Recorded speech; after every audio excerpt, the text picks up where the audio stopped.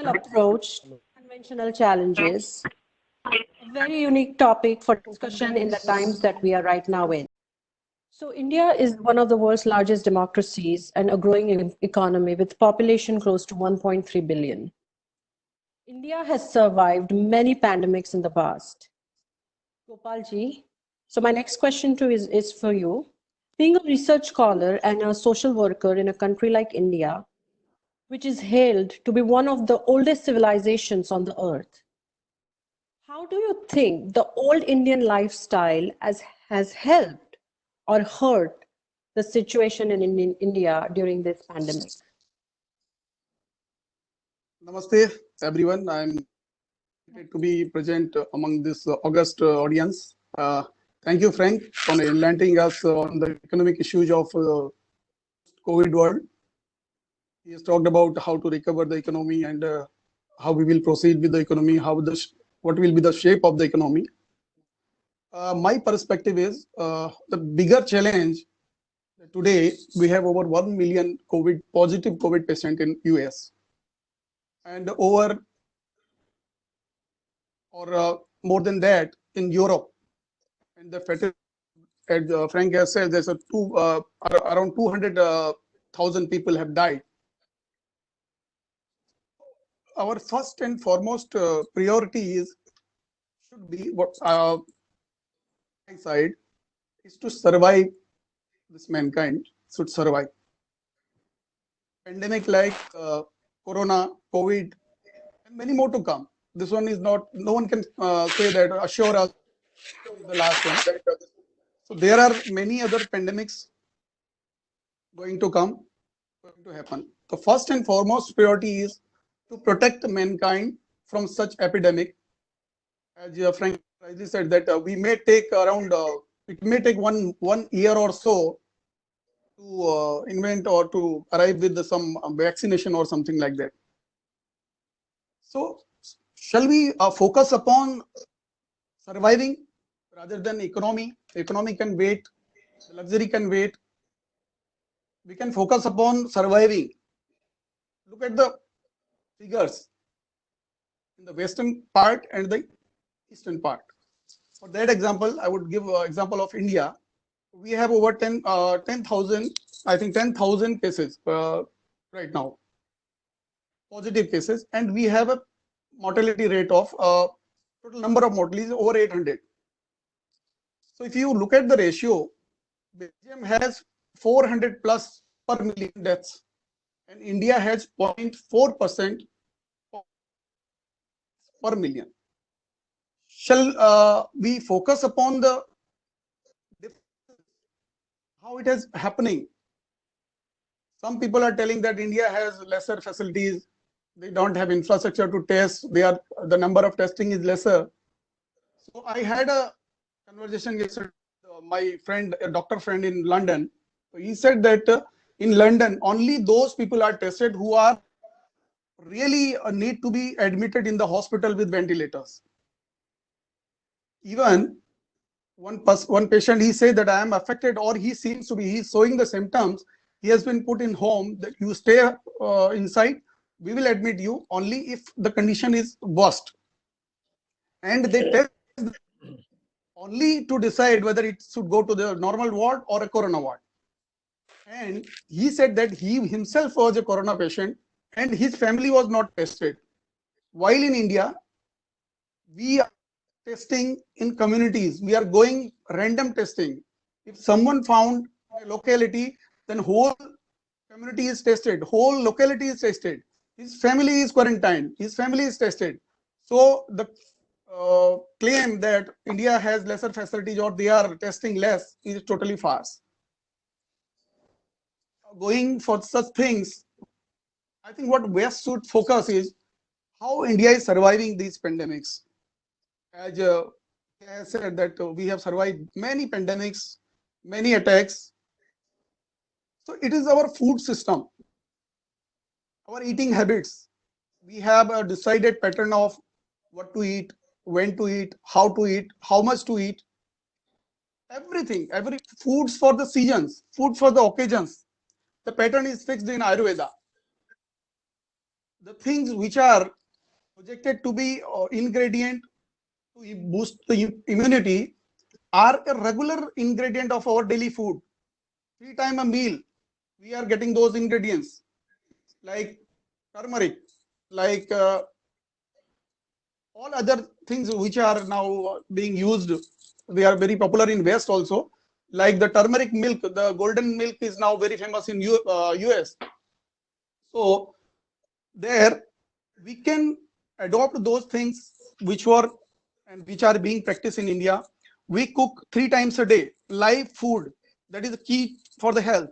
We are not eating here that for a week, cooking and keeping, preserving it for a week. We cook it every day, 3 times a day, live cooking and taking the meals. So those habits and even what to eat and how to eat, that is very important to boost the immunity. See, you might say that I am not telling that India India have only this much of positive corona patient. There might be number of people, but they are surviving. The mortality rate, the fatality rate is very low, and people even without testing, without medicating, they are surviving. Otherwise, there could have been billion of people died from this corona pandemic. So it is the time for the West to look upon and appreciate the ancient Indian food system, the traditional medicine system. Even China is doing that. Chinese medicine is the ancient medicine system only. So whole India knows these recipes. These things are household knowledge. They are no secret, not told in any medical college. In everyday practice, we are doing that. My mother, my grandmother, all the people of my family, even my daughter, she's young, she knows these things are going to increase my immunity. So first thing, rather than going for investing billions in R&D, can we improve our lifestyle? Can we reduce our needs? Can we go for those medicinal things in daily habits of foods? Those really can help us, and we can fight against these pandemics. So this is my submission from India, and India is ready to share its Indian ancient knowledge. It is no more secret. We don't have any patent. We did not patented it. It is for the humankind. Anyone can take it from anywhere. We are ready. India is ready to serve the West. And see today what is happening. The second, one more thing I want to add here: the family system, which is being missed in West. See, you don't have any support in while you are down, while you are alone.